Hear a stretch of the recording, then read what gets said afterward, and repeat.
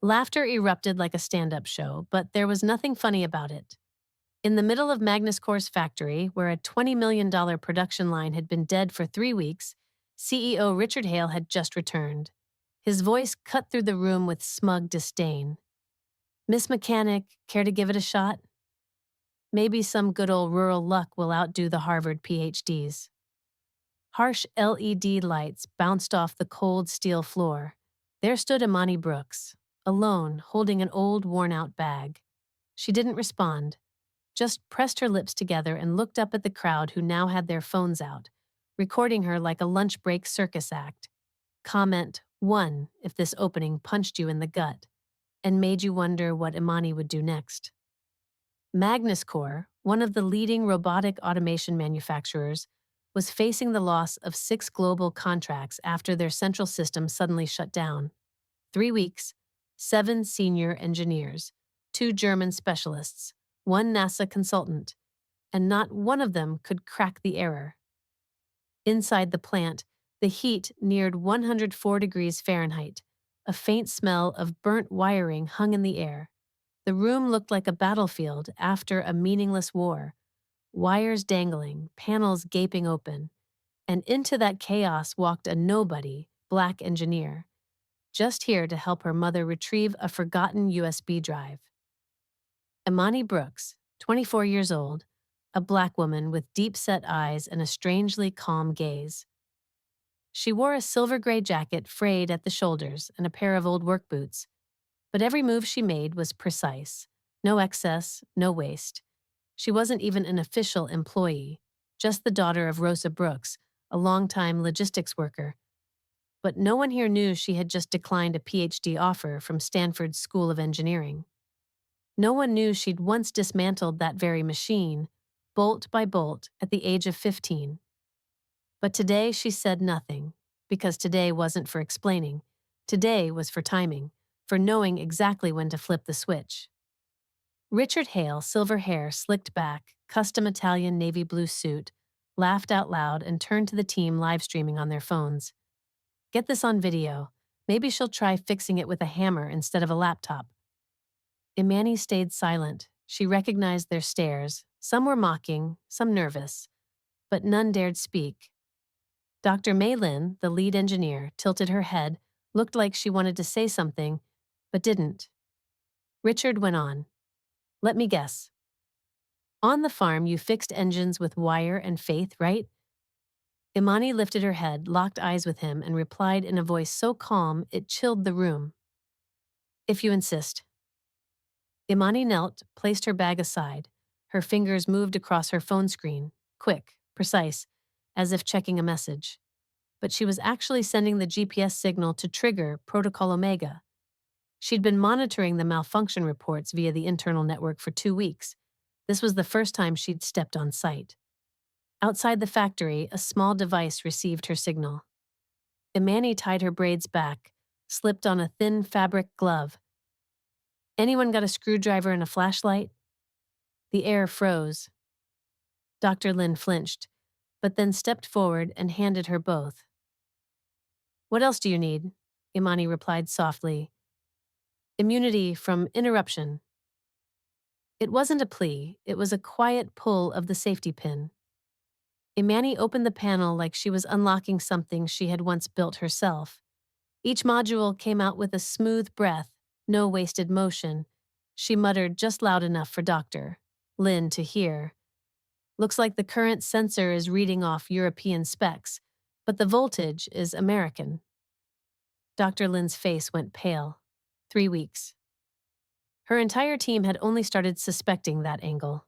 Imani nodded slightly, pulled out a small device no bigger than a USB, a voltage regulator. Her voice wasn't loud, but the whole factory hushed. "This isn't magic, just good engineering." The status lights blinked. The once dead machine hummed, its first sound in 3 weeks. Silence. Then the whirl of fans, the click of circuits, a mechanical lullaby. Richard stepped forward, trying to retake the floor. Could be luck. These machines sometimes reboot themselves. Imani stood up, dusted her hands. "Lucky or not, feel free to shut it down. and see if it starts again. A simple line. But everyone heard what it meant. She hadn't just fixed the machine, she'd flipped the doubt switch in their minds. Dr. Lin approached, her eyes shifting from skepticism to belief. Who are you, really? Imani smiled softly, picked up her phone. I'm just someone who's lived with this system since I was a kid. At the factory gate, a black car with no license plate rolled to a stop. A man stepped out, leather case in hand. On Imani's screen, a message popped up. Arrival confirmed. Ready to proceed. EB. This wasn't the end, it was just the beginning. The red warning light blinked dimly, as if mocking the entire engineering division of Magnus Core. Imani crouched in front of the machine, head low, inserting a tiny voltage regulator into the main power cluster. She murmured softly, just loud enough for the person beside her to hear. Input voltage specs don't match European-grade components. The fault's been right here. For 3 weeks. Dr. Maylin froze nearby. That sentence was the very theory her senior engineering team had spent weeks circling without confirming. She stared at Imani. This woman didn't just understand the system, she understood it like she'd built it. Comment 1 if you're starting to realize this woman is far from ordinary. The main tech floor of Magnus Core now resembled an operating room after a failed surgery. Exposed wires, fried circuits. The pressure from leadership had the whole department on edge. One wrong move could mean layoffs. Dr. Mei Lin, an Asian American lead engineer, 35, was one of the few who still held on to any professional ethics in this hyper-corporate world. She had once proposed a temporary shutdown of the line, but Richard had cut her off. We don't pause for emotions. Now, watching Imani unlock panels like opening her own locker, May felt something she hadn't in a long time. Trust in her own instincts. Maylene was never the type to cheer on Richard's public humiliations, but she also never had the courage to defy the system. From a young age, she had learned that silence meant survival. As a woman, as an immigrant, as an engineer, she always had to be good enough, but never too bright. She thought she'd been the only one who saw the cracks in the company's technical leadership. Until Imani, a complete outsider with no personnel file, called out each circuit cluster by its exact name, like an insider. What sparked in May wasn't just awe, it was shame. Maybe. She'd been standing on the wrong side for far too long. Who do you think you are? Richard snapped, noticing that everyone had stopped live streaming and started paying real attention. I don't recall a single engineer named, what was it, Brooks? No one answered. No one laughed anymore. Imani didn't even look up. She simply said, some people don't need to be in the system to understand the system. Richard stepped closer, voice dropping. You're just the stockroom lady's daughter. Don't get delusional about your worth. Dr. Lin reached out to gently touch his arm, trying to de-escalate. He shrugged her off. His eyes burned with the realization he was losing control. Imani shone a flashlight into the junction between the voltage module and the thermal sensor. Input current is creating interference loops, feedbacks locking up the system. Her voice was steady, unboastful, like she was fixing her own kitchen. She had seen this before, not here. When she was 13, sitting beside her father under the yellow bulb of an old garage, watching him hand-build the first prototype of the Phoenix system. Bare hands, no meters, just intuition. Maylin instinctively stepped back like she'd just touched something sacred. That diagnosis was painfully accurate. She'd spent nearly a week just trying to theorize that same scenario. Imani glanced at her and gave a small nod. Not as a thank you, but as if to say, I knew you suspected. And you were right. That nod sparked a new alliance. The machine, 12 tons of industrial precision, shuddered. Status lights blinked in sequence. A soft ping echoed from the sensors like the heartbeat of something returning to life. The room held its breath. Richard swallowed hard. Imani pulled her hand from the voltage port and adjusted her sleeve. This machine didn't need a break. It needed relief from being forced to run under the wrong configuration. Dr. Lin turned to Richard and, for the first time in years, spoke plainly. She's right. We've had it wired wrong from the start. Imani smiled, not with pride, but like someone simply confirming the obvious. The system now ran flawlessly. No flickering, no error codes. Dr. Lin whispered, "How did you know all that?" This configuration, only 3 people in the company even know it exists. Imani replied, voice soft as wind through barbed wire. Because I helped build it, in a garage, with someone you all assumed was gone. Maylin's breath caught. No way. Your father was the designer of the Phoenix system? Imani stood up and glanced at her watch. 10 minutes left. She picked up her phone and opened the company's internal security map. All surveillance cameras had now switched to live stream mode, broadcasting Richard's every insult, every act of humiliation, both internally and beyond. She pressed one last button. On screen appeared the words, Protocol Phoenix, Step 2, activated. Outside, the man in the black, unmarked car was walking in, each step as deliberate as the system he once created. Everything was falling into place, just as she had mapped it, years ago. The sound of leather shoes echoed steadily against the concrete floor, each step deliberate, like he wasn't walking into a chaotic factory, but onto a stage he'd prepared for 3 years. Every head turned. A black man, about 50, wearing a charcoal gray suit and crisp white shirt, carried a leather briefcase in one hand. He stopped at the edge of the crowd, voice deep and sharp. Pardon the interruption, but I believe you've been testing my daughter. Imani turned. For the first time all day, she smiled. Hi, Dad. Comment 1 if that felt straight out of a movie, and you did not see that twist coming. No one knew who he was. No name tag. No security escort. But the atmosphere shifted instantly, like some invisible pressure had just dropped into the room. Richard Hale frowned. Who gave you clearance to be here? The man gently placed his briefcase on an empty table, like it held the truth, and he knew no one could stop it. Dr. Maylin tugged at Imani's sleeve. Is that really your father? Imani didn't answer. From the corner, some staff had started recording again, but this time, not to mock. They sensed something was about to fall apart. Elijah Brooks, an anonymous engineer once hailed as a genius behind innovations for 3 major corporations.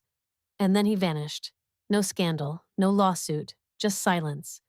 What no one knew, for the past 3 years he'd been living on an old farm, designing an entire new system, the Phoenix Core, and the only one who knew every chip, every wire, was his daughter.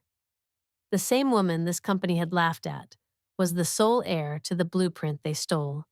And today, he wasn't here to demand justice. He came to redefine it. Richard took a step back, tone sharp. We don't entertain walk-ins. Leave now before I file for trespassing. Elijah opened the case and pulled out a thick folder, technical agreements. This is the contract you signed with me 3 years ago, Richard. I have video footage of you personally removing my name from the product credits. Who the hell are you? Imani turned to Richard, her gaze steady. The man you humiliated our family in front of. The man you thought disappeared for good. Elijah nodded once. And the one who just watched his daughter fix the machine you called beyond saving. Dr. Maylin stepped forward, studying the file. This signature, it's real. March 2021. This is the missing file from the internal system. Elijah spoke, calmly, evenly, unshakably. I have the boardroom video, the audio files, the original design. In the contract, there's a clause. If the company discloses my identity without permission, all rights are revoked immediately. Richard lunged, trying to snatch the file. But Maylin blocked him. You should stop. This is all being recorded. Elijah placed a tablet on the table. On screen, Richard shaking hands with Elijah, his voice clear. We'll use the design, but your name stays confidential. The room fell silent. Richard turned to the team. You all know I led this project. You trust me, right? No response. Dr. Lin looked at him, eyes glassy with rage. You let us carry that shame for 3 years. Took credit for something that wasn't yours. Imani raised her phone and mirrored it to the main screen. Internal network live stream. Over 20,000 views. Hashtags trending. Shakir Tech Flow Scam. Shakti Black Engineer Truth. Shakti Good Justice for Brooks. Richard turned pale. You won't dare take me down. I'm the principal shareholder. Elijah raised his head. Not anymore. The board has already begun voting. A ping sounded from Elijah's tablet. Email notification. Board majority 8-1. Immediate suspension approved. Imani looked directly at Richard, voice like cold steel. You called me the stockroom woman's daughter. But I'm the daughter of the man who built everything you used to belittle me. Richard opened his mouth, but the words stuck in his throat. A security guard stepped forward, hand gently on his shoulder. Sir, please exit the tech floor. The crowd parted. Richard walked through them, feeling for the first time what it meant to walk under eyes that truly saw. Elijah turned to his daughter, voice softer now. You executed every step perfectly. Imani didn't reply. She simply picked up a small folder titled Freedom Forge, Public STEM Initiative Proposal. Maylene saw the title. Her eyes lit up. You're turning this into an education program? Imani smiled, gaze still fixed on the machine she'd just revived. No.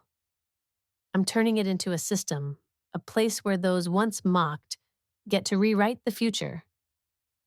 Outside, the golden light of late afternoon poured through the glass, illuminating for the first time the face of the man who had truly built the machine.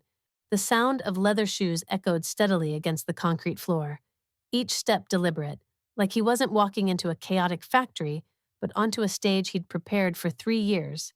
Every head turned. A black man, about 50, wearing a charcoal gray suit and crisp white shirt, carried a leather briefcase in one hand. He stopped at the edge of the crowd, voice deep and sharp. Pardon the interruption, but I believe you've been testing my daughter. Imani turned. For the first time all day, she smiled. Hi, Dad. Comment 1 if that felt straight out of a movie, and you did not see that twist coming. No one knew who he was. No name tag. No security escort. But the atmosphere shifted instantly, like some invisible pressure had just dropped into the room. Richard Hale frowned. Who gave you clearance to be here? The man gently placed his briefcase on an empty table, like it held the truth, and he knew no one could stop it. Dr. Maylin tugged at Imani's sleeve. Is that really your father? Imani didn't answer. From the corner, some staff had started recording again, but this time, not to mock. They sensed something was about to fall apart. Elijah Brooks, an anonymous engineer once hailed as a genius behind innovations for 3 major corporations. And then he vanished. No scandal, no lawsuit, just silence. What no one knew, for the past 3 years he'd been living on an old farm, designing an entire new system, the Phoenix Core, and the only one who knew every chip, every wire, was his daughter. The same woman this company had laughed at was the sole heir to the blueprint they stole. And today, he wasn't here to demand justice. He came to redefine it. Richard took a step back, tone sharp. We don't entertain walk-ins. Leave now before I file for trespassing. Elijah opened the case and pulled out a thick folder, technical agreements. This is the contract you signed with me 3 years ago, Richard. I have video footage of you personally removing my name from the product credits. Who the hell are you? Imani turned to Richard, her gaze steady. The man you humiliated our family in front of. The man you thought disappeared for good. Elijah nodded once. And the one who just watched his daughter fix the machine you called beyond saving. Dr. Maylin stepped forward, studying the file. This signature, it's real. March 2021. This is the missing file from the internal system. Elijah spoke, calmly, evenly, unshakably. I have the boardroom video, the audio files, the original design. In the contract, there's a clause. If the company discloses my identity without permission, all rights are revoked immediately. Richard lunged, trying to snatch the file, but Maylene blocked him. You should stop. This is all being recorded. Elijah placed a tablet on the table. On screen, Richard shaking hands with Elijah, his voice clear. We'll use the design, but your name stays confidential. The room fell silent. Richard turned to the team. You all know I led this project. You trust me, right? No response. Dr. Lin looked at him, eyes glassy with rage. You let us carry that shame for 3 years. Took credit for something that wasn't yours. Imani raised her phone and mirrored it to the main screen. Internal network live stream. Over 20,000 views. Hashtags trending. Shakir Techflow scam. Shakti Black engineer truth. Shakti good justice for Brooks. Richard turned pale. You won't dare take me down. I'm the principal shareholder. Elijah raised his head. Not anymore. The board has already begun voting. A ping sounded from Elijah's tablet. Email notification. Board majority 8-1. Immediate suspension approved. Imani looked directly at Richard, voice like cold steel. You called me the stockroom woman's daughter. But I'm the daughter of the man who built everything you used to belittle me. Richard opened his mouth, but the words stuck in his throat. A security guard stepped forward, hand gently on his shoulder. Sir, please exit the tech floor. The crowd parted. Richard walked through them, feeling for the first time what it meant to walk under eyes that truly saw. Elijah turned to his daughter, voice softer now. You executed every step perfectly. Imani didn't reply. She simply picked up a small folder titled Freedom Forge, Public STEM Initiative Proposal. Maylene saw the title. Her eyes lit up. You're turning this into an education program? Imani smiled, gaze still fixed on the machine she'd just revived. No. I'm turning it into a system, a place where those once mocked get to rewrite the future. Outside, the golden light of late afternoon poured through the glass, illuminating for the first time the face of the man who had truly built the machine. The front doors opened. A black car waited in the lot. From the back seat, Elijah Brooks gave a nod. Imani walked out of the factory, USB still clenched in her hand. Maylin walked beside her and asked quietly, What will you do with what's left? Imani replied, I won't wipe it out. I'll transform it. Justice isn't just about punishment. It's about rebuilding. Behind them, the TechFlow sign glimmered in the evening sun, but this time it reflected no shadow of the man who once controlled it. The elevator to the 38th floor, TechFlow's executive boardroom, opened into silence. The cold glass room still held the warmth of power meetings, but no one leaned back in their leather chairs the way they used to. At the center sat Cynthia Green, the highest-ranking member of the board. She stared at the report. $12 million lost in stock value in just 36 hours. And she said, clear and unshaken, this system didn't collapse because of a black engineer. It collapsed because of how we treated her. Comment 1 if you believe toxic systems eventually destroy themselves in the face of truth. The emergency meeting at Magnus Core wasn't filled with shouting. It was filled with silence and consequence. LED walls flashed news headlines from across the industry. TechFlow CEO under fire for racial discrimination of black engineer. Leaked documents reveal former CEO may face breach of contract lawsuit. From PR to legal, every department was overloaded. But no one asked, how did this happen?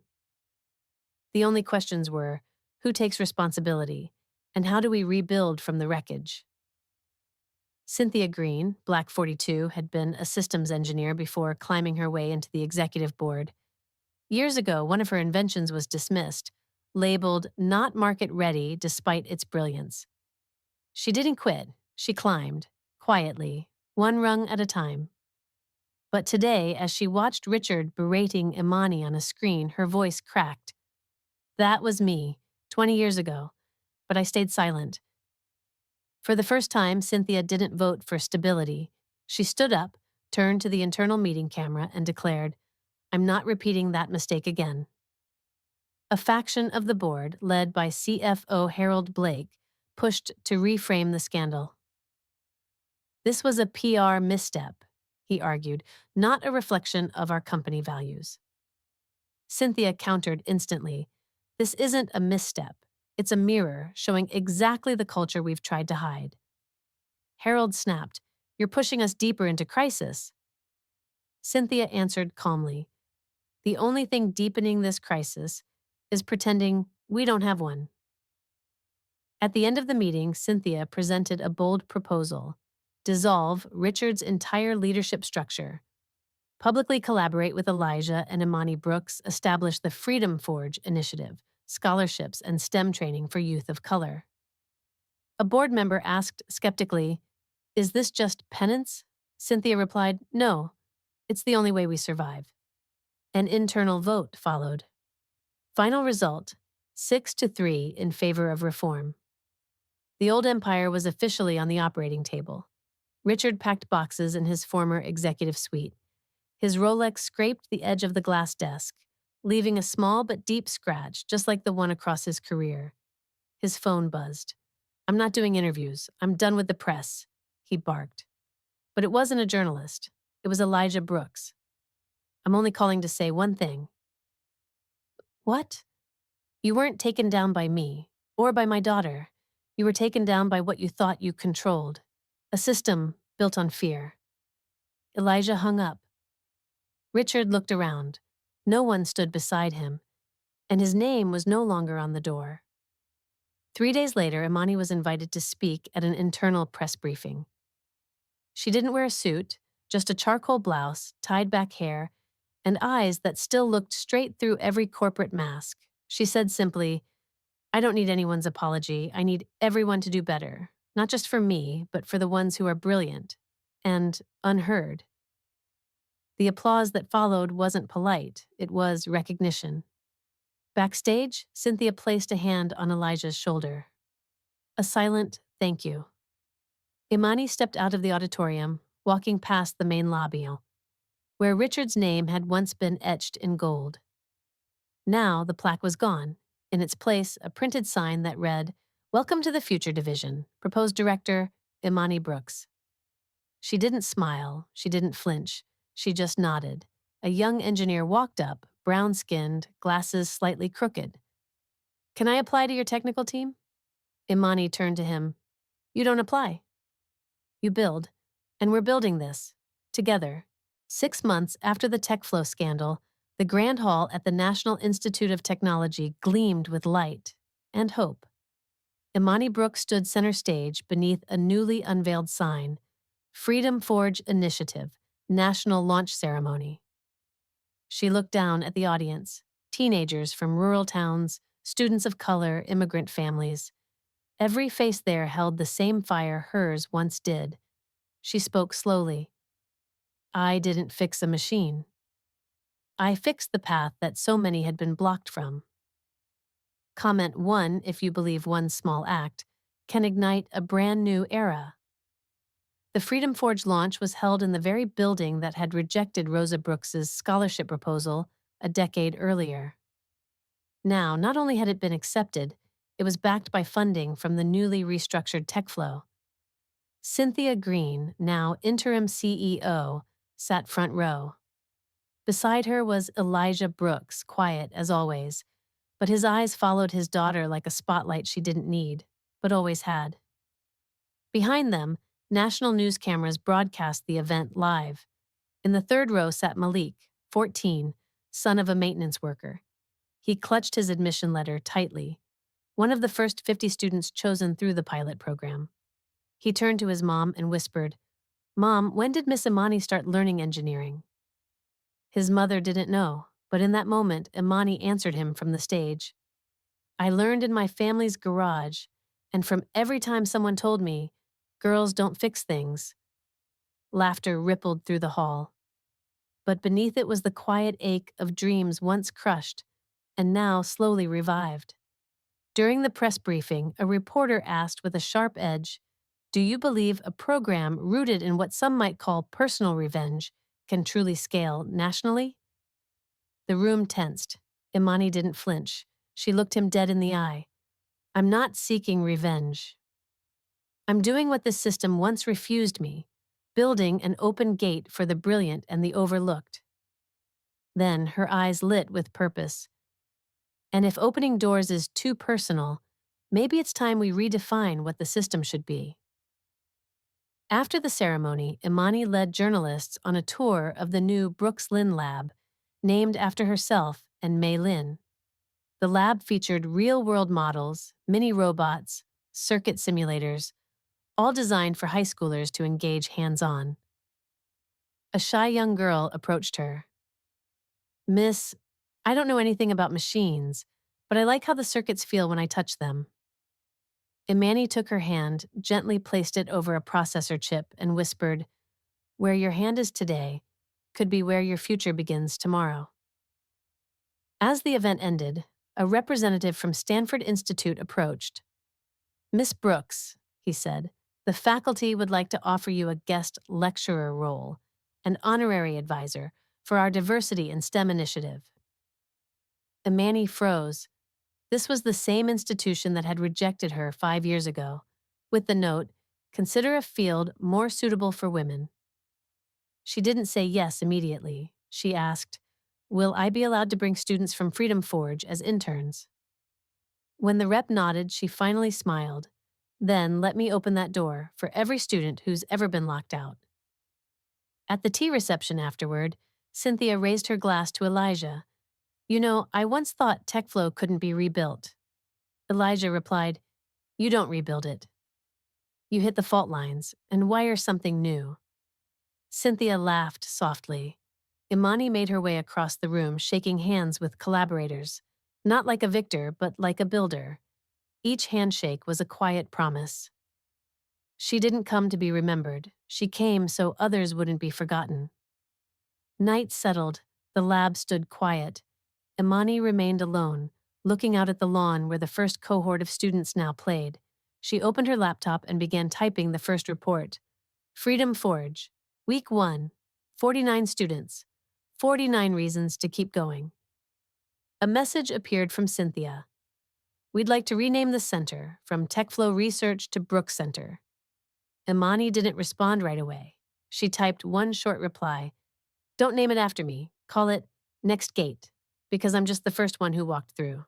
Applause roared across the James H. Watson Auditorium, a high school that once didn't offer a single STEM class for girls of color. On stage, Imani Brooks stepped forward, this time not as a keynote speaker, but as the woman who had sparked a national shift. Under the white spotlight, her hair tied back neatly, she gazed silently at the crowd of hundreds of students waiting for her words. A young girl in the front row raised her hand, trembling. "Miss Imani, what if you had failed that day?" The whole room went quiet. Comment 1 if you've ever wondered, what would happen if you failed? Or worse, if you never dared to try. The forum, titled Engineering the Unseen, was co-hosted by Freedom Forge and the Federal Department of Education. For the first time, schools that once had zero funding for girls of color in tech sent their representatives to listen. Behind the stage hung a banner in bold lettering. "You are not just welcome, you are needed." Elijah Brooks sat in the back row, no briefcase, no words. But with every sentence his daughter spoke, he nodded slightly, like a conductor quietly signaling. The melody is right. The girl's name was Zara, 15, brown skin, curly hair, wearing a worn-out hoodie. She hadn't asked to make a statement. She asked because she genuinely didn't know if failure meant the end. Imani walked closer to the edge of the stage, the light slanting across her face. "Zara, I've wanted to quit more times than you can imagine." She paused. "But every time I thought about giving up, I asked myself, if I stop now, who will clear the path for those who never even got the chance to start?" As Imani stepped off stage, a journalist approached, mic already lifted. Miss Brooks, now that you've become a national icon, do you feel the pressure? Imani smiled wearily. I'm not an icon. I'm a product of people who were pushed to the sidelines. The reporter pressed on. Are you afraid that one day you'll be forgotten? She stayed silent, then softly replied, no one remembers the person who fixed the machine, but if that machine creates opportunities for a generation, I don't need them to remember my name. Days later, an official letter arrived from the Congressional Education Committee. Invitation to Imani Brooks to testify and advise on federal STEM policy. Cynthia Green called first. They're going to come at you hard, maybe even try to corner you. Imani answered, let them try. I've been cornered in a factory floor before, but this time, I've got the mic. At the hearing, Imani presented 3 principles. Fund infrastructure in under-resourced schools, hire educators from underrepresented communities, prioritize scholarships for capable students without access. A senior congressman leaned in, skeptical. Do you really believe these rural kids can compete in a global tech economy? Imani looked him dead in the eye. Your daughter can, because she has access. The room froze.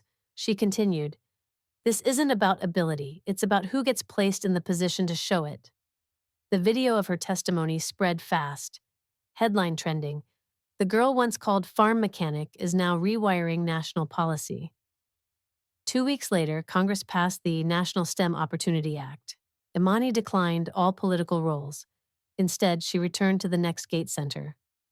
There, Zara sat at a lab bench, dismantling a mini robot with fierce focus. Imani sat beside her, silent. Zara whispered, do you think one day I'll be as good as you? Imani smiled. I don't need you to be me. I need you to be great, in your way. And for the first time, Zara nodded, without hesitation. That evening, Imani sat alone in her office. On the wall, an old photo of her at 15, standing beside a machine twice her size, her father pointing at a circuit board. She opened her inbox, a message from Stanford. We'd like to award you an honorary doctorate for contributions beyond what GPA can measure. She didn't reply right away. She simply printed the email, taped it next to the old photo, and wrote a single sentence on a clean sheet. I didn't need to be remembered. I just needed to make remembering impossible to avoid. Imani Brooks wasn't a lab-raised genius. She had no privilege, no connections, no ready-made stage. What she did have was silence. The kind of silence born from being dismissed, ignored, and made to feel invisible. But from that silence, she stood, not to rebel, but to redesign the right to exist. If you've ever walked into a room and felt no one expected you to speak, if you've ever had to prove yourself 3 times over because of your skin or gender, if you've ever smiled politely when someone called you too ambitious just because you refused to bow, then Imani's story is your story too. This isn't just revenge, it's a blueprint, a message to those pushed outside power's gates. You don't have to rebuild their system to be accepted. You can design a new one from the very place they said you had no business standing. And if you've been waiting for a sign to begin, this is it.